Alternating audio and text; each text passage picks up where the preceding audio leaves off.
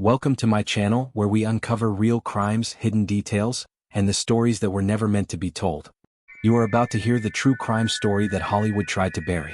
In 1947, a stunning young woman moved to Los Angeles, hoping to become a star. Her name was Elizabeth Short. If you're new here, we're all about, so hit that subscribe button and let's get into it. Elizabeth Short never made it. Instead, she became the Black Dahlia, the victim of the most horrific ritualistic murder in American history. And for decades, this case was treated like a cheap script, not a serious investigation. The LAPD thinks they have 22 prime suspects. But what if the killer wasn't a doctor, a chauffeur, or a madman, but a genius who used the fame of Hollywood to cover his own tracks? We're diving deep into the darkest theories, the covered-up evidence, and the one crucial detail the police missed that could finally solve the case. To understand the crime, we must first understand the life that was extinguished. This is the story of Elizabeth Short, known to the world by the press-given nickname, the Black Dahlia.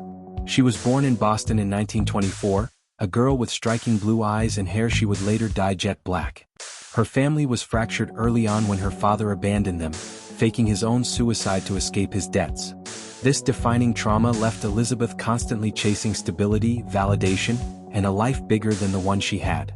She suffered from severe asthma, and doctors suggested a warmer climate.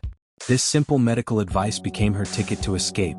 She chased the sun and the men who promised her a future, servicemen. She drifted from Florida to California, finding excitement but never safety. She was engaged to an Army Air Force major named Matthew Gordon, a man she deeply loved, only for him to be killed in a plane crash overseas. That heartbreak, coupled with her need to survive, landed her in Hollywood in 1946. Contrary to the Hollywood myth, Elizabeth Short wasn't a starlet with a studio contract. She was a waitress, a drifter, sleeping on couches, moving every few weeks, and desperately trying to keep up appearances in a world of wealth and glamour. She was a beautiful, lonely young woman in black clothes, often seen downtown at the Biltmore Hotel phone booths, making calls, waiting for someone to offer her a lifeline, a promise of stardom, or at least a meal and a place to sleep.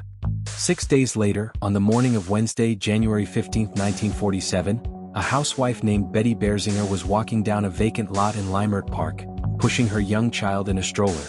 She saw a figure lying near the sidewalk. It was naked, pale, and perfectly posed. Betty thought it was a discarded mannequin. Then she saw the bloodless, vacant stare. The body was Elizabeth Short. And the crime scene was unlike anything LAPD detectives had ever witnessed. It was not a chaotic act of passion. It was a meticulous, chilling work of art. The killer had performed a surgical hemicorporectomy, cutting the victim's body cleanly in half at the lumbar spine, a spot where no bone needed to be broken. Her body had been completely drained of blood, washed thoroughly and scrubbed clean with an antiseptic or gasoline, then posed with her arms above her head and her legs spread apart. But the worst mutilation was the Glasgow smile, a gash carved from the corners of her mouth, stretching across her face toward her ears. Cuts were also made into her breasts and thighs, where pieces of flesh had been deliberately removed. The message was clear. This was an intimate, ritualistic act of torture and display, executed by someone with medical knowledge, immense control, and chilling artistic intent. The killer hadn't just murdered a woman. He had created a spectacle. The moment the news hit, the Black Dahlia case became the first true media circus of post-war America. Reporters descended on the crime scene, trampling potential evidence, taking photographs before the police could finish their work, and sensationalizing every gruesome detail. The Los Angeles newspapers, locked in a brutal circulation war, ran headlines that were more fiction than fact. They coined the nickname Black Dahlia, inventing the rumors of her black clothes and linking her name to the recently released film The Blue Dahlia. They didn't report on Elizabeth Short, the victim. They created a dark temptress, essentially blaming her for her own death. This media madness was the killer's greatest asset. The LAPD was overwhelmed.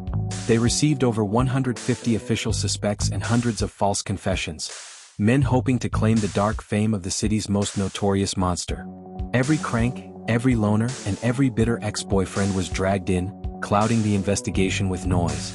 9 days after the body was found, the Los Angeles Examiner received a taunting package. Inside was Elizabeth Short's address book, her social security card, and her birth certificate.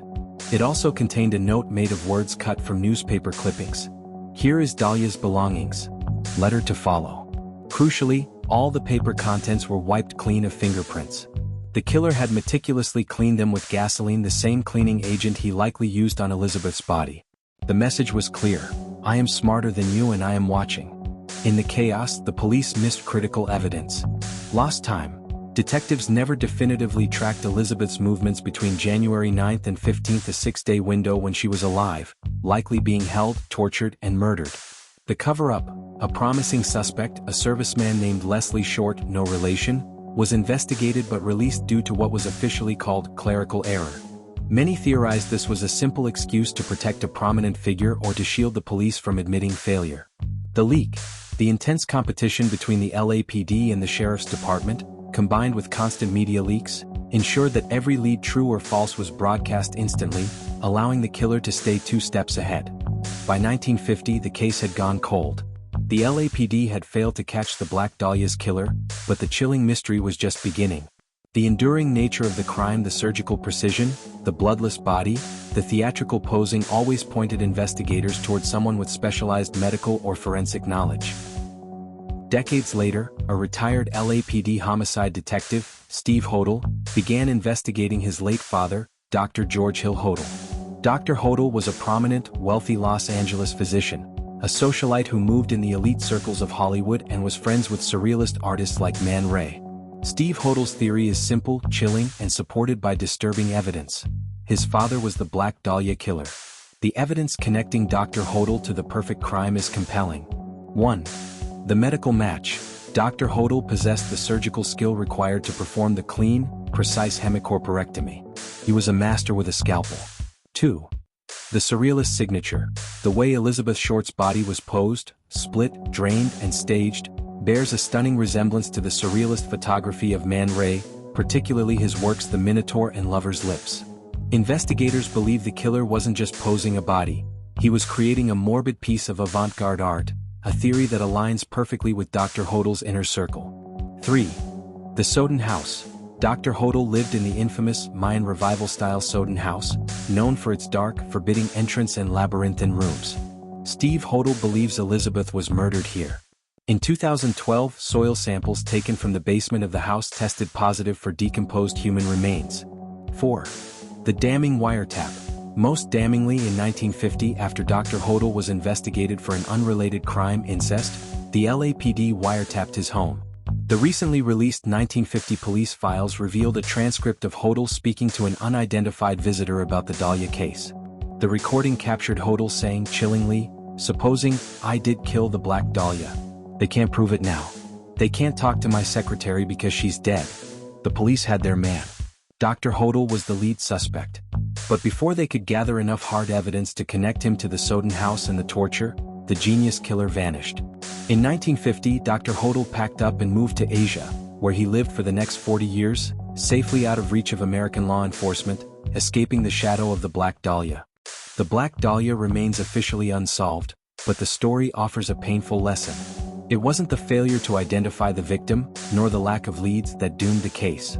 It was the combination of a killer brilliant enough to turn his crime into art, and an overwhelmed, disorganized police department that allowed the frenzy of the press to destroy the integrity of the investigation. Elizabeth Short died a gruesome, lonely death, but the killer achieved his dark goal. He became immortal, enshrined in Hollywood legend, while the truth of his identity dissolved into the noise of a city obsessed with spectacle. But if the Hodel theory is correct, the case was solved 70 years ago, and the killer walked free because he was rich, connected, and smarter than the police who pursued him. The silence of the Soden house still holds the secret of the Black Dahlia. If you found this story interesting, please do not hesitate to subscribe and comment. Thanks for watching and stay tuned for new updates.